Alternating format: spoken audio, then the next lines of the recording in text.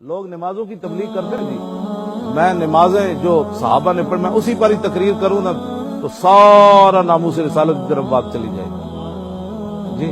حضرت سلمہ بن اکوا یہ وہ صحابی ہیں جو گھوڑے سے تیز دوڑتے تھے۔ حضرت یزید بن عبید کہتے ہیں یہ امام بخاری کی ثلاثی حدیث ہے، یعنی صرف 3 واسطے ہیں حضور سے۔ کسی محدث کی یہ حدیث ثلاثی جو ہے کہ بہت بڑا اعزاز ہے، امام بخاری کی یہ ثلاثی حدیث ہے۔ یزید بن عبید کہتے ہیں کہ میں صحابی رسول کے ساتھ جب بھی سلمہ بن اکوا کے ساتھ نماز پڑھنے کے لیے جاتا تو وہ اس ستون کے ساتھ کھڑے ہو کر نماز پڑھتے جہاں قرآن مجید رکھا ہوا تھا۔ تو میں نے پوچھا جی آپ جگہ ساری خالی ہوتی ہے، آپ اس انتظار میں رہتے ہیں کہ میں نے اس ستون کے سامنے نماز پڑھنی ہے، تو اس کی وجہ؟ تو آپ نے فرمایا کیا پوچھتے ہو؟ میں نے حضور کو اکثر یہاں نماز پڑھتے ہوئے دیکھا۔ شوق تیرا اگر نہ ہو میری نماز کا امام، میں نے حضور کو یہاں پڑھتے ہوئے دیکھا۔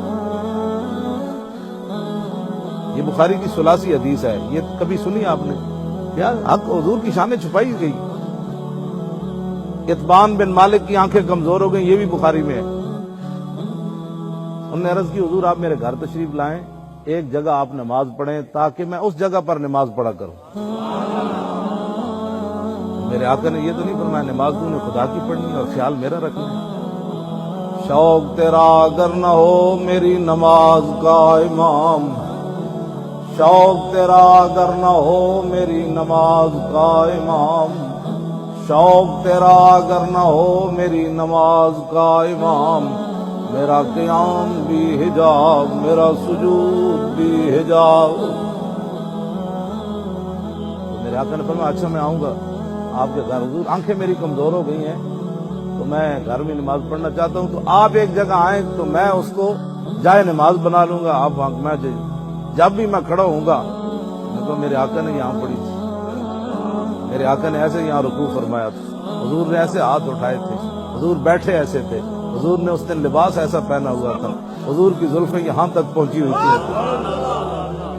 شوق تیرا اگر نہ ہو میری نماز کا امام، حضور نے سلام ایسے پھیرا تھا، رخسار مجھے ایسے نظر آئے تھے، حضور نے ایسے پھیرا تھا، تو چٹائی پھر ایسی تھی اس دن، حضور نے وضو یہاں فرمایا تھا۔ یہ ساری ادائیں تھیں جو حضور میں یاد کر کر کے نماز پڑھا کروں۔ شوق تیرا اگر نہ ہو میری نماز کا امام، میرا قیام بھی حجاب میرا سجود بھی حجاب۔ واہ کلندر واہ، کیا بات کر گیا۔ میرے آقا نے فرمایا میں آ رہا ہوں۔ اتبان بن مالک کہتے ہیں کہ میں نے دیکھا صبح صبح میرے آقا و مولا صدیق اکبر کو ساتھ لے کر میرے گھر آ گیا۔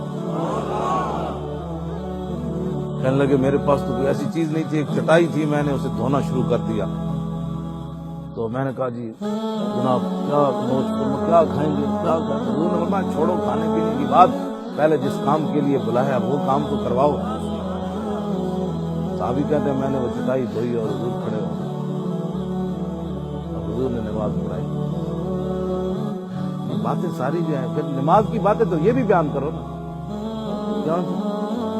انس بن مالک کہتے ہیں آخری جو نماز حضور پڑھنے کے لیے ہم پڑھ رہے تھے، صدیق اکبر پڑھا رہے تھے، یہ بخاری کی حدیث ہے، کہتے ہیں حضور نے اپنے گھر مبارک کا پردہ ایسے کھڑکی سے ہٹایا، کہتے ہیں جب رسول اللہ نے ہمیں دیکھا تو ایسے جیسے قرآن سامنے آ گیا، ایسے ہی مصحف کے لفظ ہیں قرآن حدیث میں، قرآن کا ورقہ سامنے آ گیا۔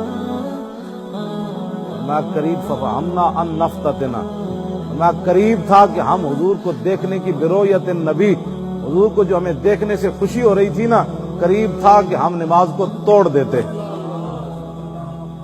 برؤیت النبی۔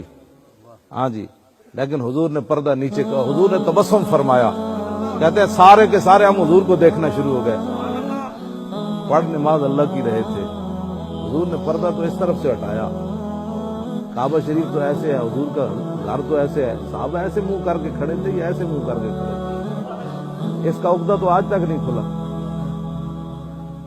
شوق تیرا اسی تے بڑا بڑا گل ہے تواڈے تے ہاضم ہی کوئی نہیں اسی بیان کریے تے۔